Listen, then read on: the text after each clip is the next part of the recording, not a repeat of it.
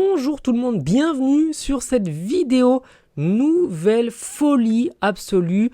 Un athlète français a totalement pété les plombs, vous l'avez sûrement vu. Il s'agit de Mohamed Abdallah Kounta. Donc c'est lui un coureur, un athlète qui a fait partie de l'équipe de France d'athlétisme cette année aux Jeux Olympiques. Et certains de ses tweets sont remontés. Il y a évidemment une plainte qui a été déposée. Donc là, je vais vous lire un petit florilège, vous le verrez s'afficher, de ses plus belles trouvailles. Et vous allez voir, il y a de quoi péter les plombs. Le premier tweet, là, il est assez magistral. Il ne l'a pas tweeté directement, il l'a simplement reposté. Mais il l'a reposté le 7 octobre 2023, donc le jour des attentats terroristes du Hamas contre des Israéliens. Et là, il repartage une vidéo qui dit « Un combattant du Hamas a dit « Personne ne va la toucher ». Donc c'était une femme avec des enfants. Juste pour qu'ils sachent que l'humanité est chez nous, pas chez eux, en parlant d'une femme israélienne et ses enfants. Donc là, pour moi, déjà d'entrée de jeu, ça montre un niveau assez stratosphérique parce que le Hamas est une organisation terroriste, elle est reconnue comme telle dans énormément de pays et notamment des pays musulmans. Et ce tweet cherche en gros à montrer que le Hamas n'est pas si inhumain que ça, alors qu'on parle quand même de terroristes qui ont tué des milliers de personnes. Bref, d'entrée de jeu, bon, on aurait pu prétendre à un repost malheureux. Ça va tellement avec les autres tweets que je vais vous lire que c'est juste indéfendable. Donc le deuxième tweet, je ne vais pas vous le lire. Je vous laisse le lire tout seul, parce que j'ai pas envie que ce soit sur ma chaîne. Et alors là, c'est, et je le rappelle, que beaucoup de gens se servent de leur lutte, soi-disant, contre le sionisme, donc contre une version du judaïsme très intolérante vis-à-vis des autres religions et qui veut imposer absolument un État hébreu quelque part. Et des gens se servent de ça pour juste promouvoir l'antisémitisme et qui vont plus tard volontairement ne pas faire de différence entre juifs et sionistes en vous expliquant que c'est littéralement la même chose. Dans le même temps, les musulmans, ce qui est assez marrant et comprendra qui pourra de quoi je parle, c'est que certains sont pas contents lorsque les gens ne font pas la différence entre Daesh, entre Al-Qaïda, entre les frères musulmans et les musulmans normaux, mais vont faire le même parallèle en fait entre les sionistes et les juifs. Donc bon, là, les mots étaient très crus vis-à-vis d'Israël et on peut aimer ou ne pas aimer le mouvement sioniste, ça on a le droit, mais on n'a pas le droit de promouvoir la haine et on n'a pas le droit non plus de défendre des terroristes. C'est tout autant valable pour ceux qui envoient des bombes sur des écoles, soi-disant pour tuer des terroristes, et qui derrière vont bombarder littéralement la Croix-Rouge et les autres sociétés comme ça qui viennent bénévolement aider les victimes et essayer de sauver des gens. Donc on ne peut pas défendre les terroristes d'un côté et les condamner de l'autre. On doit condamner tout le monde. Bref, il y a aussi pas mal de haine contre la France directement. Donc là, il avait repartagé un tweet qui disait « Pays de racistes dégénérés ». Et c'était quelque chose qui se passait du coup en France. Et donc, quand on repartage ça, ça veut dire qu'on traite la France de pays de racistes dégénérés.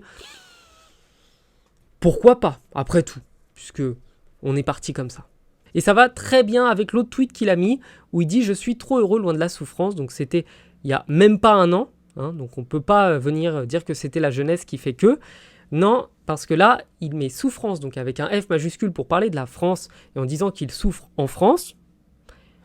Mais, comparer la vie des gens qui vivent en France, et comparer la vie de ceux qui vivent dans 90% des pays du monde, et venez dire qu'on souffre en France. Vraiment, genre, c'est particulièrement agaçant. Il a aussi partagé des tweets pendant les JO, qui sont magistraux. Du coup, il y a celui-ci, notamment, où il dit « Quand on regarde la cérémonie des JO, on dirait presque que la France est un pays tolérant, inclusif et antiraciste. » Bah, en fait, non. La France, pour le coup, ne tolère pas vraiment les autres. La France est un pays très réactionnaire et la France est un pays très fier de ses vieilles traditions et qui vit un petit peu dans le passé. Donc, en termes de tolérance religieuse, non, la France est vraiment pas au top et il y a vraiment des choses à améliorer. En termes d'inclusivité, je pense qu'il n'y a pas beaucoup quand même de pays en dehors de la France où vous auriez pu voir des drag queens.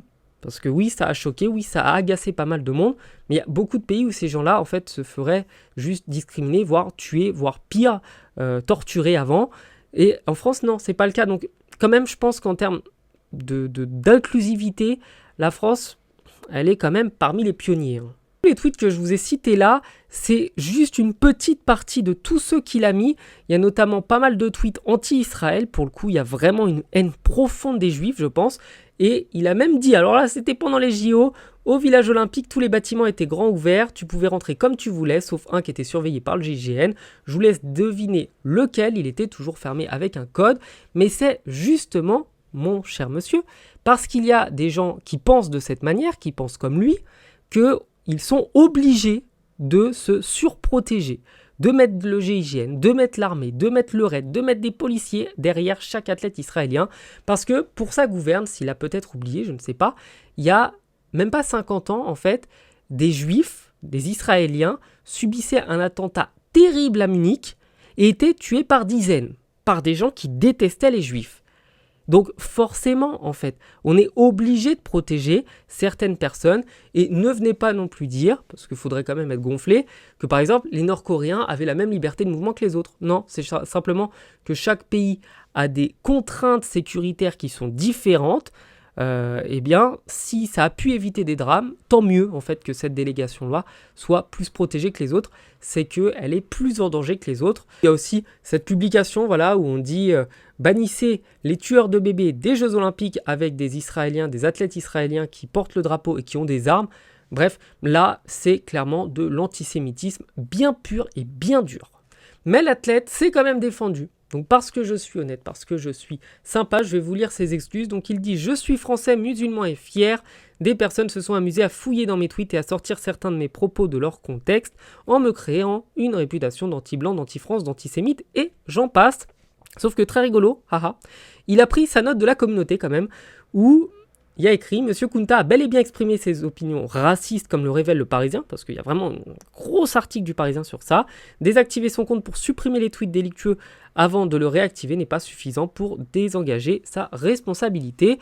Et je pense qu'on conclura sur ça, c'est un peu le même avis que j'ai sur moi. Cette personne, je peux comprendre en fait qu'il ne soit pas forcément heureux en France en tant que musulman. Comprendra qui pourra, c'est pas toujours facile, c'est vrai. D'être musulman en France, c'est pas toujours simple. C'est pas aussi simple que dans d'autres pays, je dirais. Mais quand même, la France n'est pas un pays si raciste que ça. Il y a des racistes, il y en a beaucoup, il y en a un paquet. Il y en a qui font quand même 30% aux élections. Mais on n'est pas dans un pays non plus où parce que vous avez une ethnie ou une autre, vous vous faites jeter dans des camps de concentration. On n'est pas dans un pays non plus où vous avez des gens qui peuvent venir dans vos maisons vous tuer parce que vous êtes d'une origine ou d'une autre. On n'est pas non plus dans un pays où on a des attentats terroristes qui arrivent toutes les 30 secondes contre des communautés particulières. Hein. Et attention, les musulmans, c'est pareil. Les musulmans ne font pas des attentats toutes les 5 minutes. Il y a 3 abrutis par an qui vont faire un truc de dingue. Et ça ne représente pas les 4 à 6 millions de musulmans qu'il y a en France. Ça représente 3-4 abrutis dans leur coin qui font des folies. En France, je dirais ça aussi, c'est que si on n'est pas heureux en France, eh bien, avec un passeport européen, vous pouvez vivre littéralement dans 26 pays de l'Union européenne, bientôt 27 si d'autres pays viennent nous rejoindre. Avec ce passeport, vous avez des accords et des facilités pour venir vous installer et devenir investisseur dans pas mal d'autres pays du monde. La France est un pays avec un passeport qui vous permet de voyager gratuitement un peu partout, et d'autant que, étant européen, ce serait plus facile pour lui, il peut littéralement partir dans n'importe quel pays du monde. Et je rajouterais ça. C'est que, vu que c'est quand même un athlète olympique, un athlète qui a un très grand niveau en athlétisme, il peut même obtenir la nationalité du Bahreïn, du Koweït, du Qatar ou des Émirats Arabes Unis, pouvoir vivre tranquillement sa religion en n'étant pas embêté. Ils lui donneront la nationalité pour qu'il puisse représenter ce pays-là. Il pourra vivre sa religion en toute sérénité. Et donc, quand on n'est pas heureux en France, eh bien, je ne comprends pas bien l'intérêt de venir se torturer à vivre en France. Si on est malheureux, autant partir ailleurs. Et moi, le jour où je serai malheureux en France, eh bien, ce jour-là, je prendrai mes clics et mes claques et je partirai. Mais on ne peut pas comme ça venir accuser un pays de discrimination, de racisme, etc. Quand on a même la liberté de pouvoir dire ça, alors que dans pas mal de pays, si vous émettez des critiques envers le pays, vous allez passer les 10 prochaines années en prison. Et je prendrai pour exemple le cas de ce journaliste qui vivait lui en Arabie Saoudite, qui était saoudien, qui est parti vivre en Turquie parce qu'il n'était plus heureux chez lui. Il avait émis des critiques contre le gouvernement et on l'a retrouvé dans une baignoire, dans l'acide, découpé en morceaux après avoir été torturé, brûlé puis décapité. Donc je ne pense pas quand même qu'en France on souffre autant que ça.